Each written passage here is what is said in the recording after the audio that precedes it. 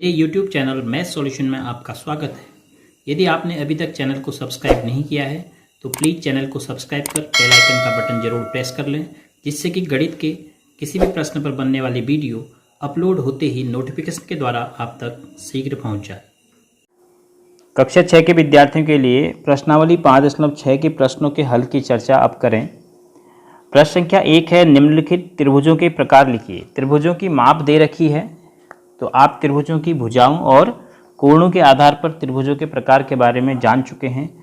तो जैसे प्रथम भाग है, त्रिभुज जिसकी भुजाएं 7 सेंटीमीटर, 8 सेंटीमीटर और 9 सेंटीमीटर हैं। 3 की 3 भुजाओं की माप दे रखी है और तीनों माप क्या हैं, अलग अलग हैं। तो हम क्या कहेंगे इस त्रिभुज का नाम? तो जो ए भाग है उसको हम कहेंगे कि यह एक विषमबाहु त्रिभुज है।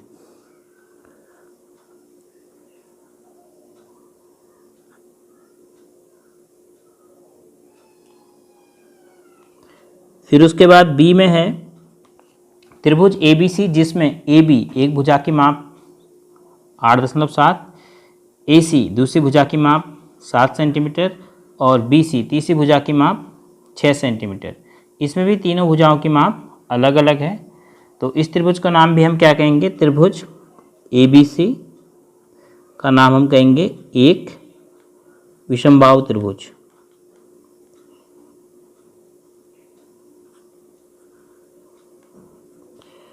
फिर उसके बाद सी भाग है त्रिभुज PQR, जिसमें PQ बराबर QR बराबर RP।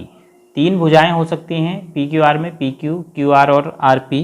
तो तीनों भुजाएं बराबर हैं 5 सेंटीमीटर। तो जब तीनों भुजाएं बराबर हो जाती हैं तो हम क्या कहते हैं? समबाहु त्रिभुज। तो त्रिभुज PQR एक समबाहु त्रिभुज है।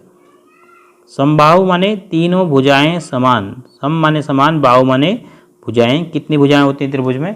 3। तो तीनों भुजाएं समान होने पर समबाहु त्रिभुज। डी है त्रिभुज DEF, जिसमें कोण D बराबर मेजर ऑफ कोण D, कोण D का मान 90 अंश है। यदि किसी भी त्रिभुज में एक कोण भी 90 अंश का हो गया तो उसे हम क्या कहते थे? समकोण त्रिभुज। तो हम क्या कहेंगे त्रिभुज DEF को? त्रिभुज DEF कोणों के आधार पर इसे कहेंगे एक समकोण त्रिभुज है।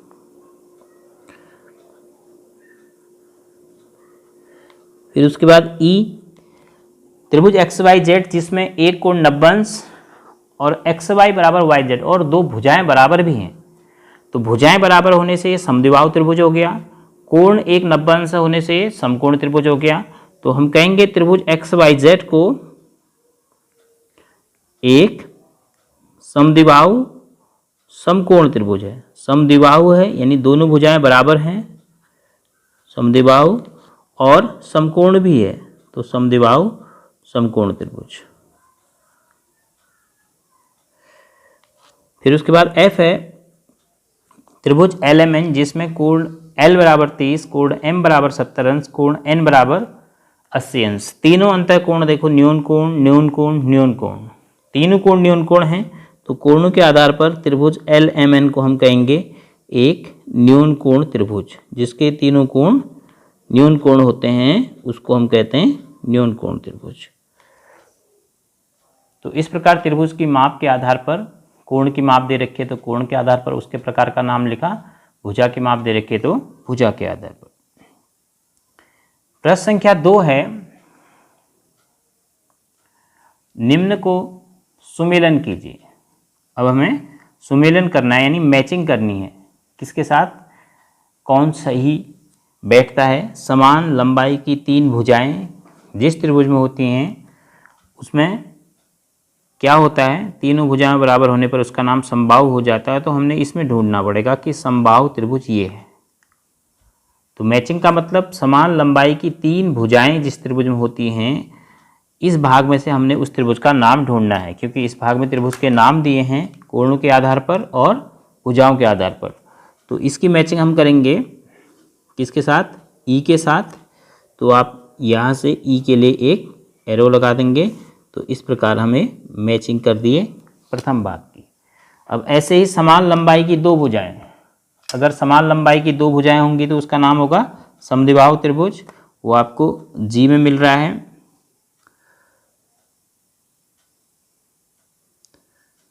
तो आप इसकी मैचिंग करेंगे किसके साथ, जी के साथ।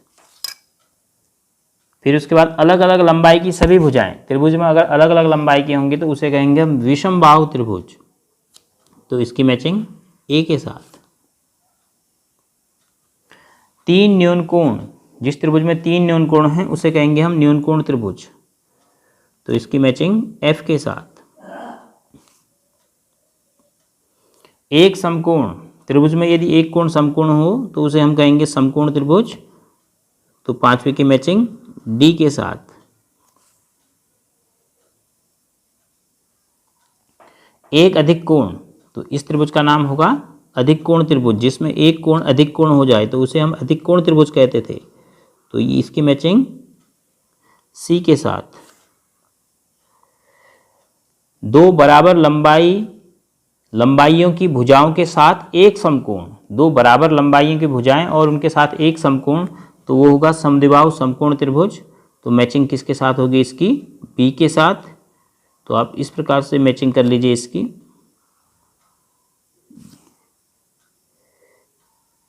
बी के साथ। तो इस प्रकार हमने त्रिभुज के नाम, त्रिभुज के माप के आधार पर त्रिभुज के प्रकार के साथ मैचिंग की है।